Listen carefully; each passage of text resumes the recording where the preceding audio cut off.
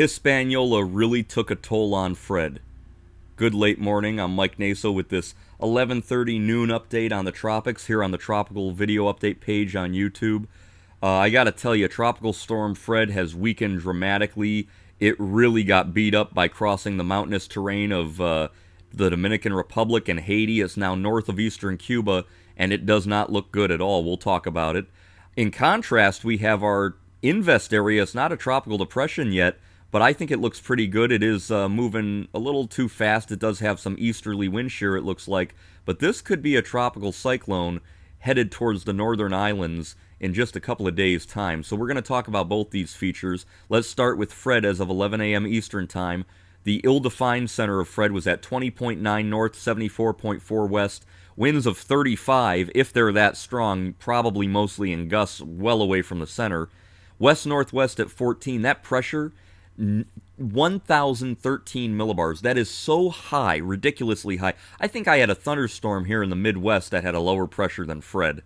And we do have the tropical storm watches for the Southeast Bahamas and the areas here of eastern Cuba. But again, it shouldn't even become a tropical storm until tomorrow night, Friday night, at the earliest if it does. And it's not forecast to become a hurricane at all because of the closeness to land, although the HMON model still wants to make it a hurricane on the northeast Gulf Coast. Nevertheless, Florida, you are in the cone. We could see a landfall anywhere from Fort Lauderdale all the way over to Key West, and then anywhere up the west coast, all the way over really to the Alabama-Mississippi border. So you guys in the northeast Gulf need to keep abreast of Fred over the next couple of days, but it really does not look good at all on satellite. I'll show you that in a second. Here's the computer models. You can see they're more scattered than they were yesterday, at least. We've got the Canadian model coming into areas of Key Largo, and you got the GFS model way out here, weak in the Panhandle, but they're generally saying along the north coast of Cuba, the Straits and the Keys, and then here in the far eastern Gulf of Mexico, right up against the west coast of Florida, that could be a rainfall threat. Here's the satellite imagery of Fred. You could see an ill-defined, naked center, and some thunderstorms here over areas of the Inaguas and the southern Southeast Bahamas, but again, just not looking good at all. You can see some of these clouds here moving like this. There is wind shear affecting it, and it really got hammered by Hispaniola, big time. The wind shear, as I mentioned, look at this, just 30 knots, 20, 30 knots, straight over this area where Fred is headed. In fact, on this image, it's barely discernible that Fred's in here.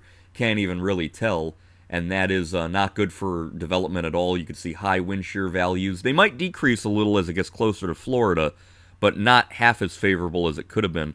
In contrast, our system out here in the central Atlantic has very favorable conditions upper level-wise ahead of it. In fact, it should get a little more favorable as it moves further west and slows down. The low-level convergence, which allows rising air and thunderstorms, is basically non-existent over the center of Fred, which is very good news. That means it's a naked swirl right now.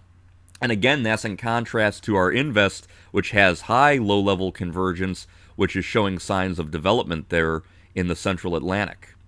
So Fred, definitely rainfall is going to be the threat. We could have 2 to 10 inches depending on where the center tracks and where the heaviest rain is. It could be pretty sloppy as it moves along towards the Keys, but definitely from the Keys all the way up to areas of Broward County, West Palm Beach, Florida, Pompano Beach. You guys are going to get drenched with rain over the next 3 days, and that does include areas even up towards Lake Okeechobee. You guys have a flood risk of marginal to slight flash flooding over the next 3 days, especially through Sunday morning, as whatever Fred is moves on past Florida.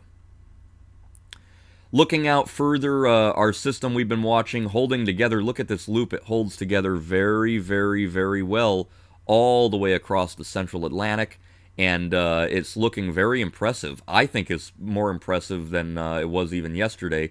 It's 95L. Here's the computer model guidance. They generally keep it west and then a slight northwest bend, so maybe Hispaniola again, Puerto Rico, the Bahamas. We're unsure, it's still a long way out, but if you were in areas of the northern islands, watch it. It could be a heck of a lot stronger coming through than Fred was. Here's the visible satellite imagery, and you can see as I mentioned before, I see some kind of circulation in here perhaps, but there could also kind of be a spin down here. So it's kind of the two blobs, and we'll see which one wins out. But the environment's not that bad upper level wise, and it's going to get better. It should have some easterly shear here as that high pushes it off towards the west. Once it slows down, gets in an even better environment, and moistens up a bit, we should see development. Here's the, whatchamacallit, ensemble models. You can see they all take Fred up in that general direction, and here comes our second system, and some of them even show more after that as we get towards the heart of the season. But note the track here, a lot of them want to bring it up and then back like that, which would be kind of a dangerous track for the southeast U.S., but it's far too early to speculate, other than if it becomes a tropical storm, its name would be Grace. So we're going to watch that very carefully. In the eastern Pacific, Kevin, no longer a tropical cyclone, is gone. Linda, now a hurricane, Category 1, it should remain out at sea and strengthen. But the focus right now will be on the Atlantic tropics. We'll continue to watch our two systems. Fred, tropical storm watches for the Southeast Bahamas and Cuba. We're going to watch it as it nears Florida, see if it can get better organized today. Right now, pretty naked and ill-defined. And of more concern to me, actually, this morning, is our invest in the Atlantic, which could be a significant tropical cyclone down the line. I'm Mike Naso, and I will talk to you guys next time.